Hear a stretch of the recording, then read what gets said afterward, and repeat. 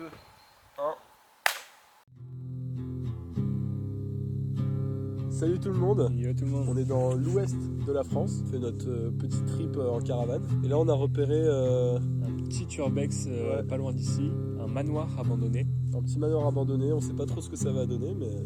Des plans qu'on a vus, ça a l'air grand et sûrement pas mal, mais après on sait pas si c'est trop délabré ou pas, on va voir ça de toute façon. Ouais. Let's go. Allez. Oh, le gars déprimé. Allez.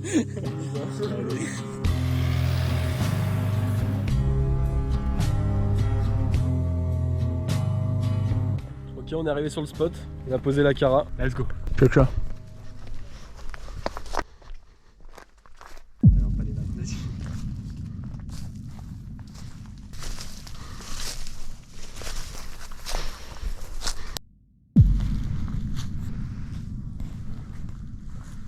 Même là, je pense que peu importe où tu marches, Ouais. il va falloir faire gaffe.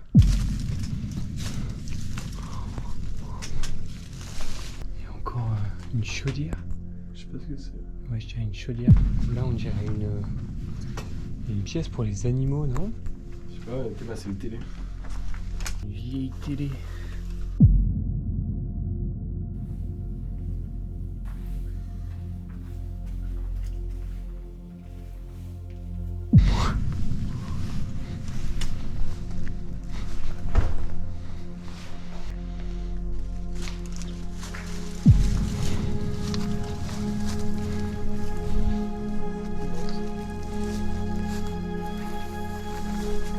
Let's go, on arrive sur le deuxième bâtiment. Juste derrière, c'est des bâtiments qui ont l'air bien plus récents et rénovés dans le temps.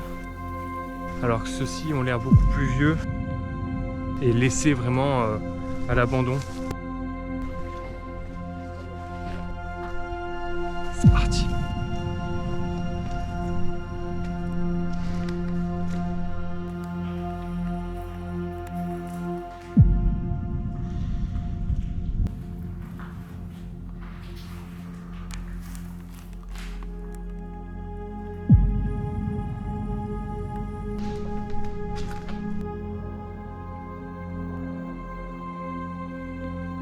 Donc là, on est devant la seconde maison qu'on a visitée. Avec juste là, c'est une volière. Une cage à animaux, donc je pense qu'ils devaient y mettre des oiseaux. C'est impressionnant. Franchement.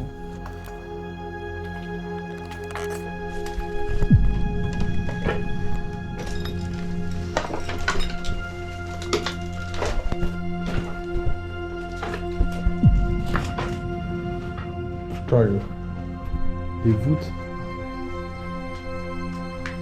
La vue qu'il devait avoir. En fait, elle fait beaucoup plus riche que la première.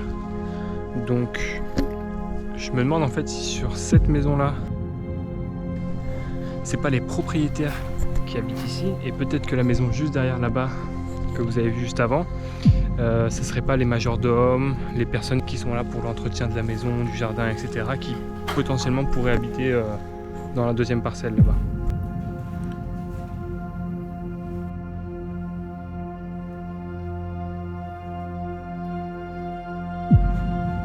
C'est impressionnant le détail des pièces, le détail dans le bois, tout est sculpté, tout est précis et minutieux. Ce qui est impressionnant, c'est qu'il y a des cheminées, en fait, il y en a dans toutes les pièces pratiquement, dans la partie, on va dire, plutôt riche de la maison. Et qu'en fait, à l'époque, comme il n'y avait pas de chauffage, etc., et que l'isolation devait être très précaire, on va dire, du coup, il devait avoir une cheminée dans chaque pièce de la maison pour avoir chaud, etc., quoi.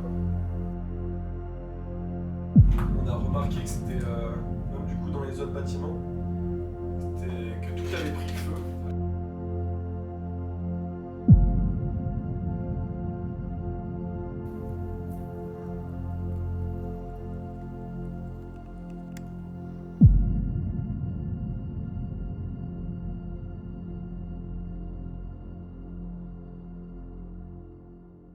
On voit partout, tout a pris feu. Tout à l'heure, il y avait vraiment des charpentes entières en fait qui étaient tombé carrément et on voyait tout les tas de cendres, etc. Est-ce que c'est criminel? Est-ce que c'est un accident? Ouais, on sait pas. Non, sûrement pour ça que ça a été après abandonné, je pense. Regardez, là on est retourné un peu en haut sur leur belle terrasse. Un peu tout ici, ouais. C'est leur grande terrasse de devant. Avec une belle vue, regardez-moi ça. Ah, il était belle. Dans cette région, ils font pas mal de vin. Là-bas, il y a pas mal de vignes. Donc autant c'était possible que ça soit en grand... les propriétaires, que ce soit des grands vignerons ou... je crois que ça se dit vignerons. Ouais, je pense que ça doit être ça. Mais bref, du coup, qui soient voilà, réputés pour leur vin ou quoi. Peut-être pour ça aussi qu'il y avait un énorme sous-sol. Peut-être qu'ils avaient des grandes caves ouais, qui s'installent... avec beaucoup de bouteilles, quoi. Qui viennent s'installer proche de leur champ de vigne.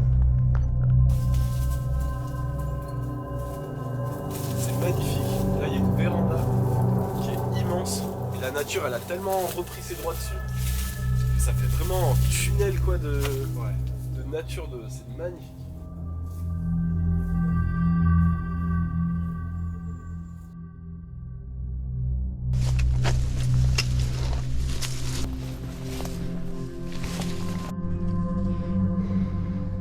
Oh, elle est immense.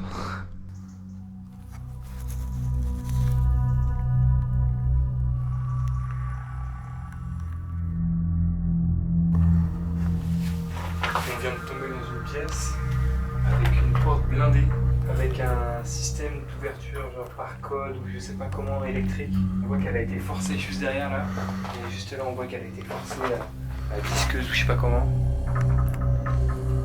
Ça veut dire qu'il devait forcément y avoir des trucs genre de valeur ou... Ça devait être le petit coffre-fort de la maison là. Ouais, et puis il est immense. Ouais. Immense. Voilà, il devait mettre, je sais pas, des lingots d'or, j'en sais rien. Je sais pas si c'est confidentiel, tu vois, c'est juste des trucs. Ouais, mais ça fait vraiment cliché. Donc là, on est sûrement dans les coins chambres. Regardez, quand on sort, il y a le long couloir. Avec plusieurs chambres sur les côtés. Là, ici, la salle de bain, qui rejoint directement avec l'autre chambre, qui est la plus grande, donc je suppose la chambre du propriétaire. Ici, on a une autre toilette.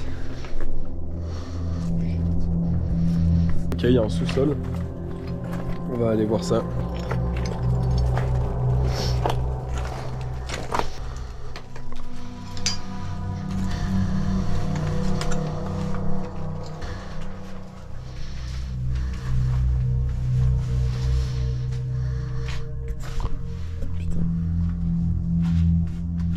Impressionnant, ouais.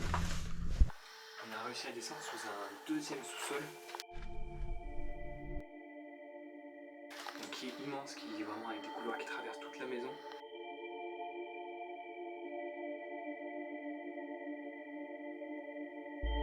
On a trouvé des compartiments à vin. Il y a des casiers numérotés, on ne sait pas à quoi ça sert. Il y a plein de pièces, on ne sait pas à quoi ça sert, mais c'est immense. Vraiment ça.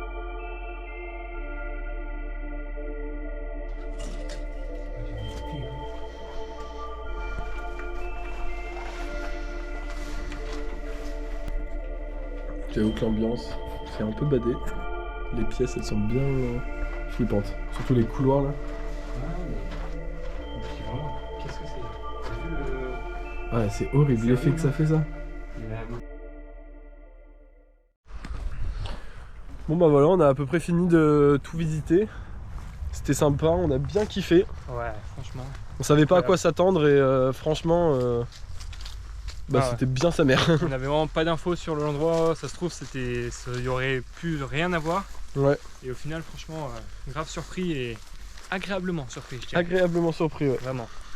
Bref. À plus. Ciao, ciao.